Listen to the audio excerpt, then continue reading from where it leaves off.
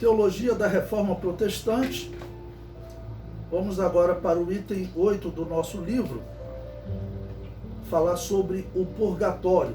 Estamos falando das principais doutrinas que ligam as igrejas, a Igreja Católica e as igrejas reformadas, qual a posição dos reformadores em relação àquela doutrina. Agora vamos falar sobre o purgatório.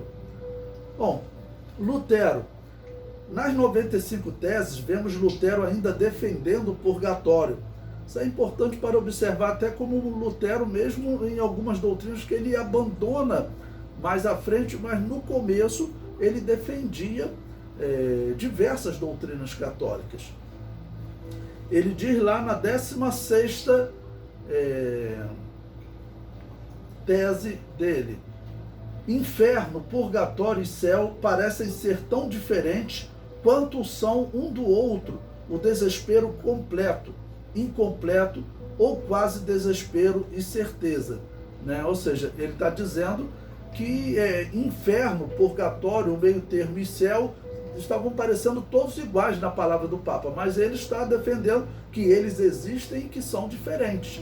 O inferno é um sofrimento máximo para as almas, o purgatório é um sofrimento médio, né?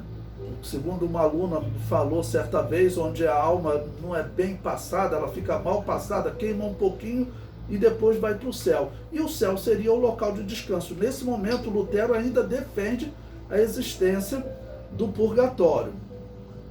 17ª tese: parece que, assim como no purgatório, diminuem a angústia e o espanto das almas.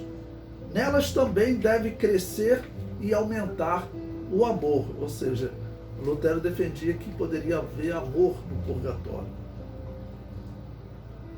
18ª.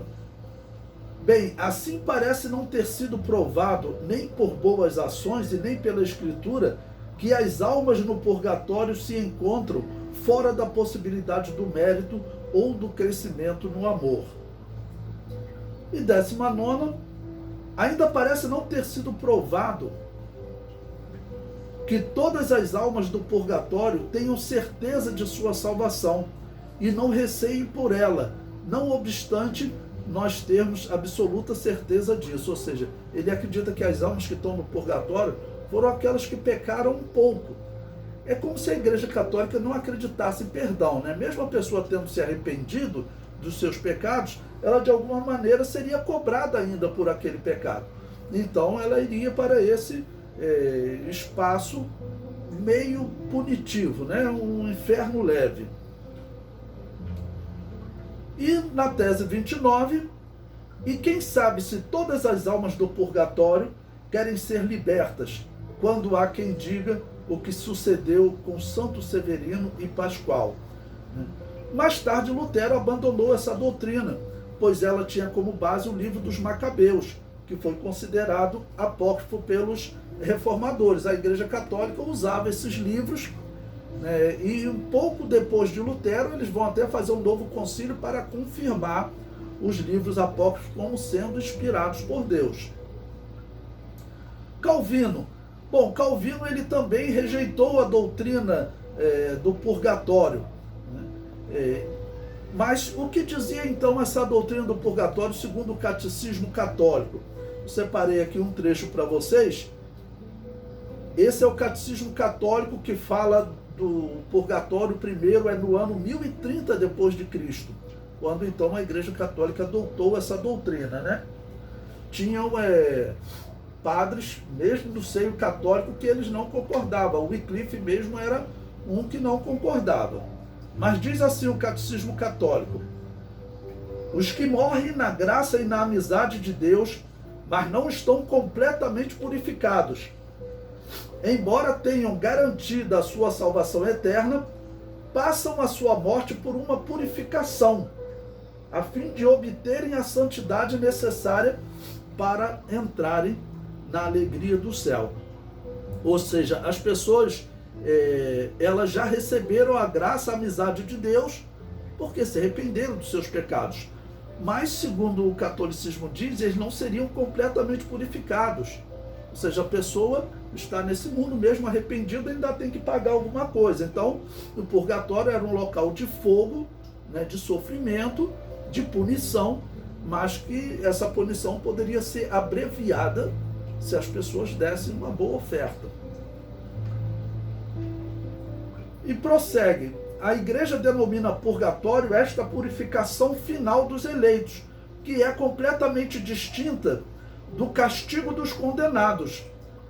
A igreja formulou a doutrina da fé relativa ao purgatório, sobretudo no Concílio de Florença e de Trento, fazendo referência a certos textos das Escrituras.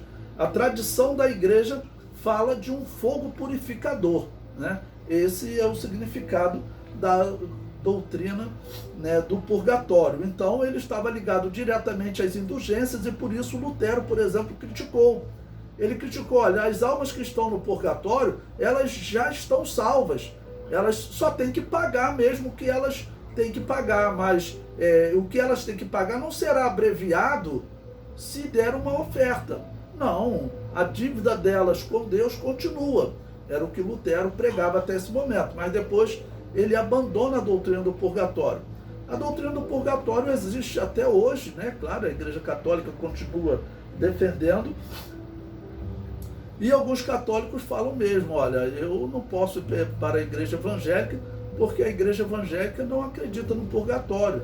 Eu quero ter fé em Jesus, mas ele quer também cometer algumas coisas erradas, com a esperança de no purgatório ele pagar um pouco e ir para o céu. Eu já ouvi isso de católico.